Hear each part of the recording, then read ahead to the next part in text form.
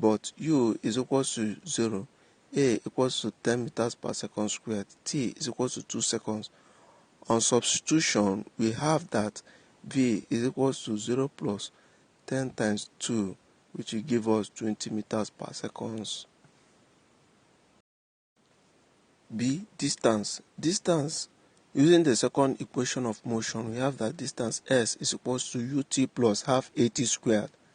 Substituting the values, we have that the distance s is equals to, in bracket, 0 times 2, because it started with initial velocity of 0, plus half times 10 of the acceleration times 2 raised to power 2, or 2 squared, which is the time, which will now give us 20 meters. The distance of the water surface from the top of the well shaft is equal to 20 meters. Scalar and vectors. Scalar quantity. A scalar quantity has magnitude or size but no direction. Example are mass, speed, work, energy, power, and temperature. Vector quantity. A vector quantity has both magnitude and direction.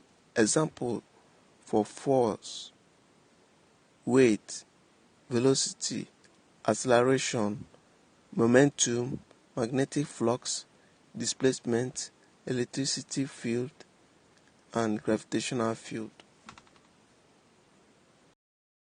Vector representation. A vector quantity can be represented graphically by a line drawn so that the length of the line denotes the magnitude of the quantity according to so stated vector scale. The direction of the line denotes the direction in which the vector quantity acts. The sense of the direction is indicated by an arrowhead. Looking at figure 1.15. In figure 1.15, A is a vector of magnitude 10 Newton moving from O to A in a direction of theta to x-axis. Figure 1.16. Addition of vectors. Addition of vectors. The sum of vector AB and BC is defined as the single of the equivalent or resultant vector AC, that is AB plus BC equal to AC, or A plus B equal to C. Addition of vectors. The sum of two vectors AB and BC is defined as the single of equivalent or resultant vector. AB plus BC is equal to AC, or A plus B equals to C. To find the sum of two vectors A and B, then we draw them in chains, starting the second where the first end.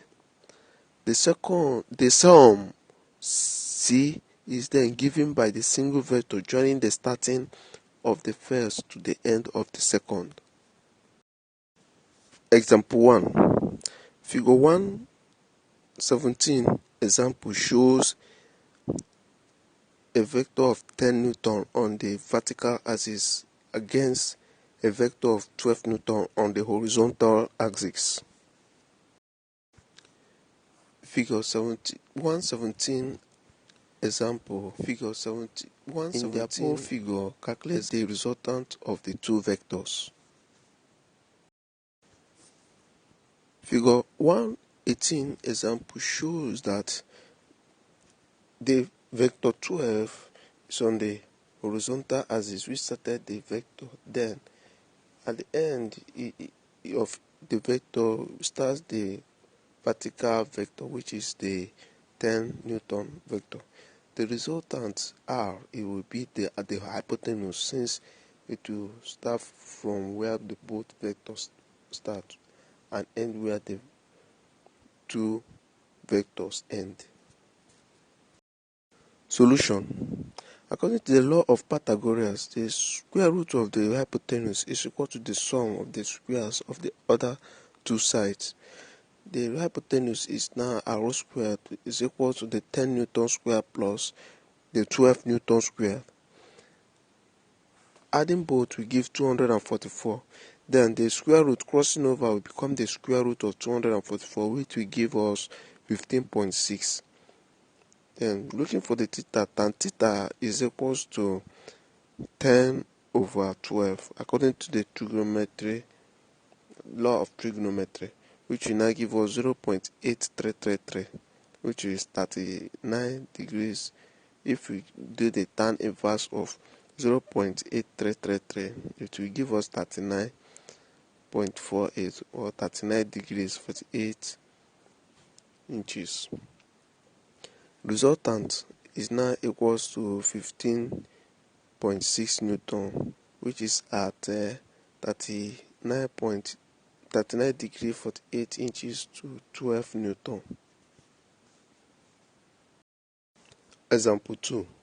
Find the sum of two vectors A and B, where A is 5 meters at an angle of 60 degrees and B is 6 meters at an angle of 130 degrees. Solution. Figure 119a shows an angle of 60 degrees having 5 meters length, and figure 119b shows a vector of 130 degrees at an angle of 130 degrees having a length of 6 meters.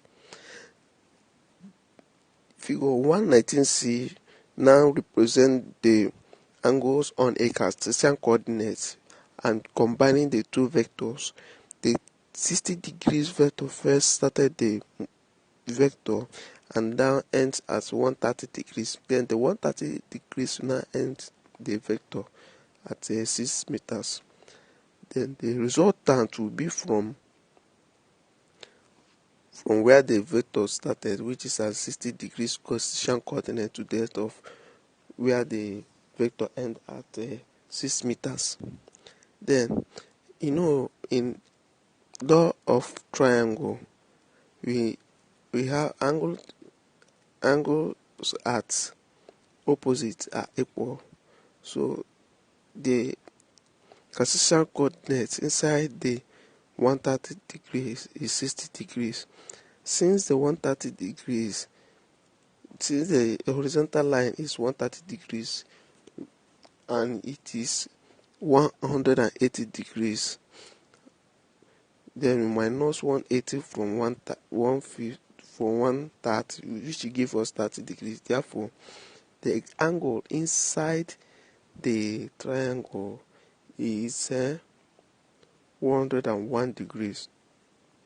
Applying the law of cosine relating C to A, B, and the angle opposite C, we have that C squared is equals to A squared plus B squared minus 2AB cos 110, which is equals to 5 squared is 25 plus C squared is 36 minus 2 times 5 in bracket times 6 closing bracket cos 110, which will now give us 60 plus 20.53. Therefore, C squared is equals to 81.52. Making C the subject of the formula by crossing the square to the other side, we have the square root of 81.52, which will give us 9.02 meters. Angle theta can be calculated by the law of sine as follows: sine theta over B equals to sine 110 over C. Making sine theta the subject of the formula, we have that B over C sine 110. Then we have C over 9.02 times 0.91, which will give us 0.6263. And finding the tan inverse of 0.6263, we now have tan equal to 39 degrees. The magnitude is 9.02, making 39 with A. Resolution of vectors.